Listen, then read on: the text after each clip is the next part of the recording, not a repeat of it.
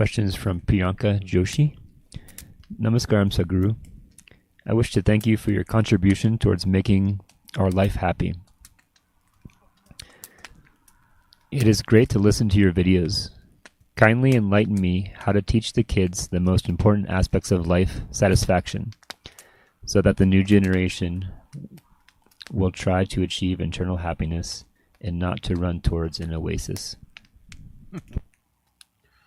You think there is an oasis somewhere? Oh, I think now the camera should be taking in the Bear Lake much better, enough light, huh? So, a fantastic lake out here. Beautiful, large, I really don't know how large it is. It looks like somebody who comes from West Asia said it looks like Mediterranean Sea. Yes, it does, it's quite large.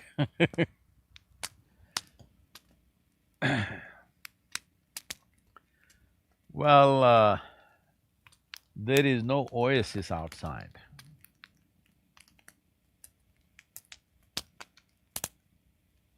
Even if there's an ocean, people can still drown in it. There is no such thing as internal happiness. Happiness has always been internal. Not only happiness, even misery has been only internal. Joy has only been internal, suffering has been only internal. Though, you know,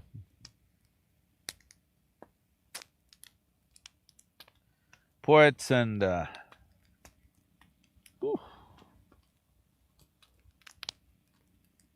others went about saying, it's okay, it's getting warm. Love is in the air. No, that is also always internal.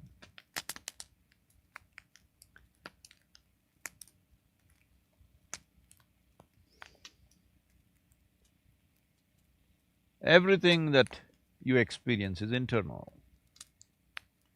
If you ever thought or deceived yourself to think that there is an oasis of happiness or love or joy somewhere, well, you will be deeply disappointed after some time, because many times it looks like that. Many times it looks like that there is an oasis or an ocean of joy somewhere else. No. All human experience is generated from within you. It's up to you what kind of experience you generate. Well, everybody wants to guide the youth or the children because you think children are the problem. No, they are just a miniature version of you. And if they are looking like such a serious problem, I think you need to have a close look at yourself. Because they're just a small, small prototype of you. So if they are looking terrible, you need a close look at yourself. Children are not the problem. If the adults transform themselves, you don't have to worry about the children. No, Sadhguru, my children… Oh, if your children are a problem, as I just told you, that is a miniature problem. The larger problem is sitting here.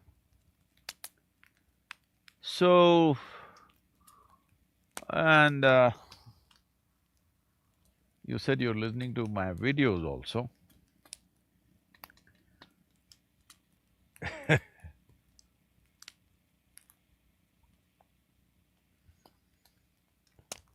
You must listen some more because I've said a lot about this aspect. If you are really interested in making your children wonderful, if you're genuinely interested, because I'm using this word genuinely not to insult you, but to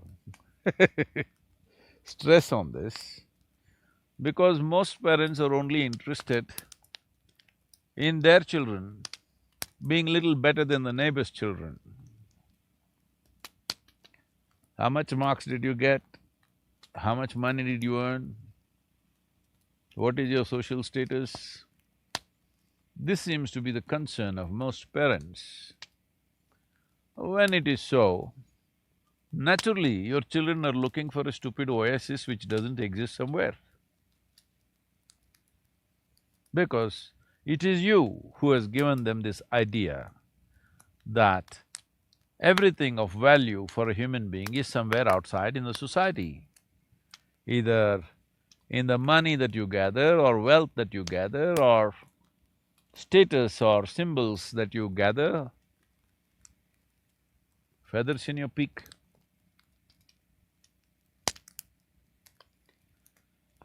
So, you change that.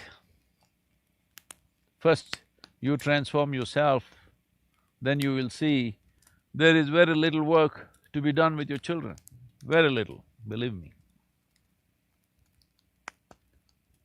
So without transforming yourself, you want them transformed. What is your idea of transformation? They must listen to you. There is scientific evidence to show if you're over 35 years of age, your children, whatever age they are, anywhere over 12 years of age, they are much more intelligent than you. There is scientific evidence to show this.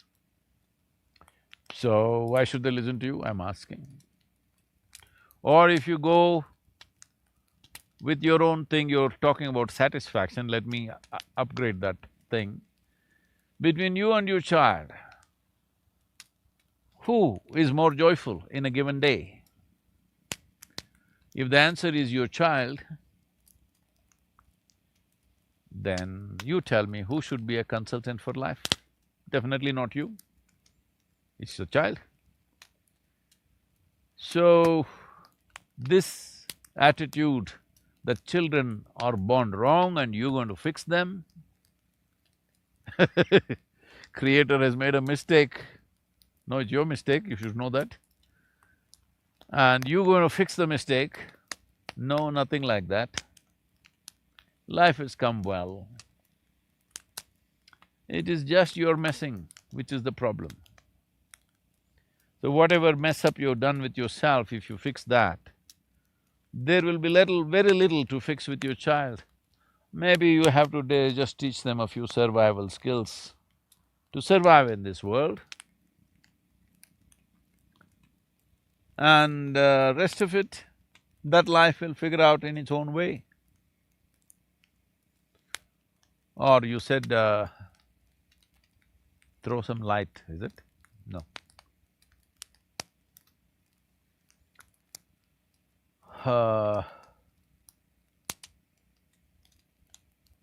That happiness is within.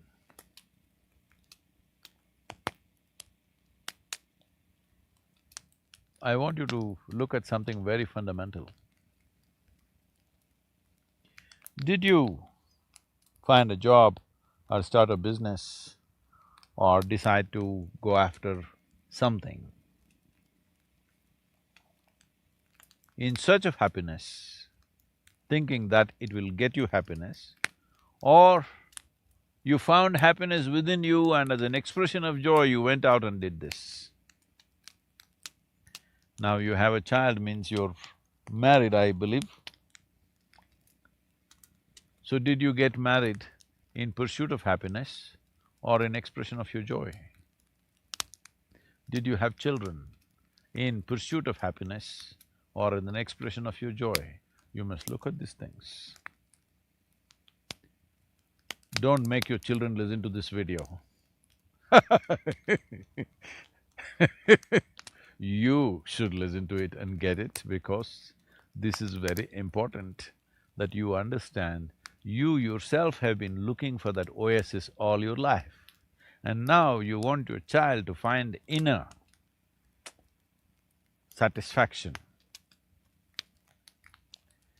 or inner fulfillment or joy. How will this happen? You're definitely not qualified to do that. So, qualification is not in some learning, qualification is in just this simple realization, human experience can only happen from within, that's all. Whatever it is, joy or misery, can only happen from within. Fulfillment or disgruntlement, both can only happen from within. If you know this one thing absolutely, do whatever you want. What's my problem? You like frustration, enjoy it. You like to be disgruntled, enjoy it. What's my problem?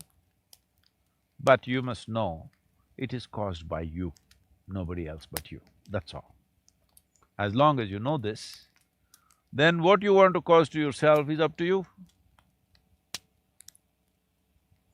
So the same thing the child should know, whether it's joy or misery, fulfillment or frustration, both are caused from within.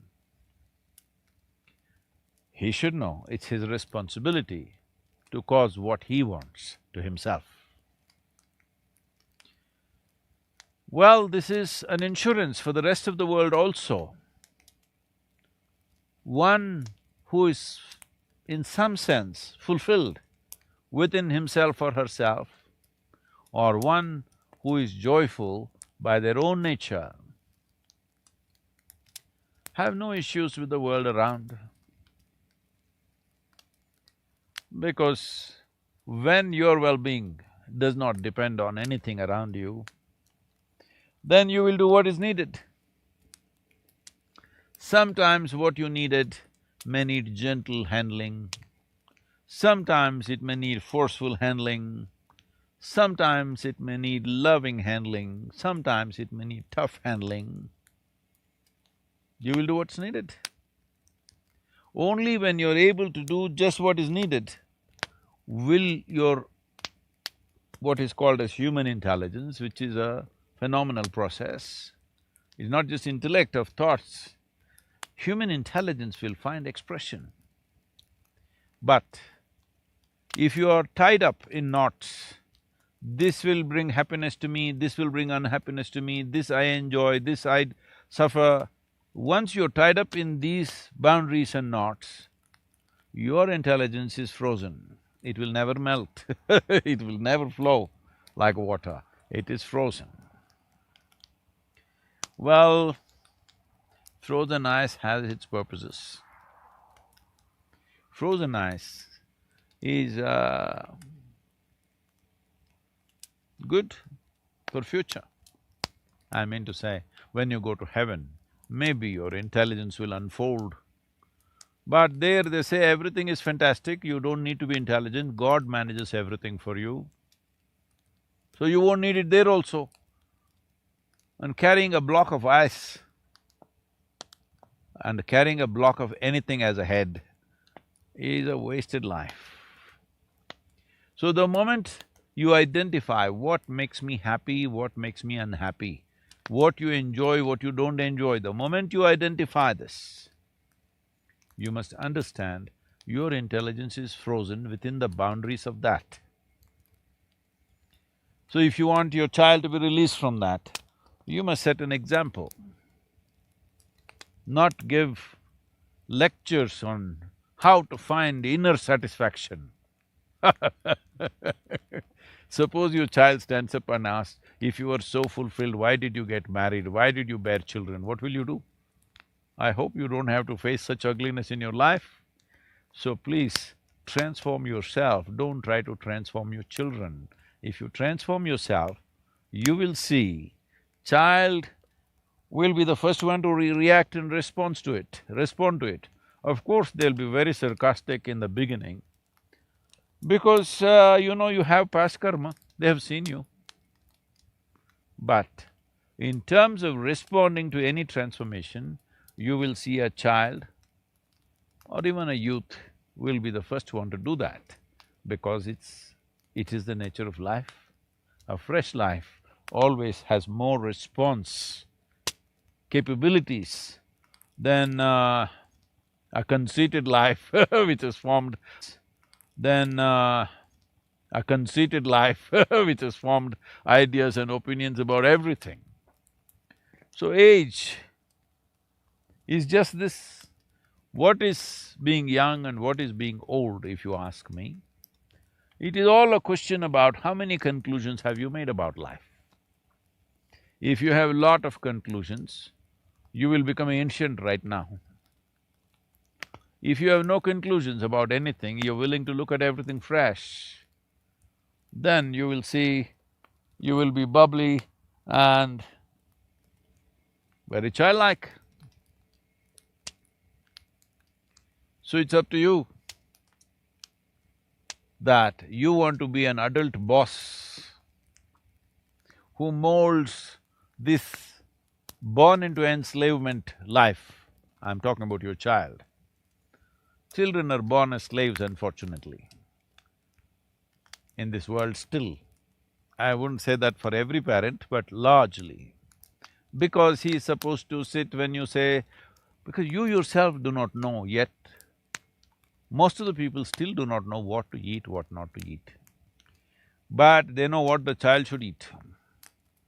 How many wrong things have been fed to them, both in terms of food, ideas, belief systems, how much mess up has been done from generation to generation because you're trying to teach something that you yourself do not know. Don't do that.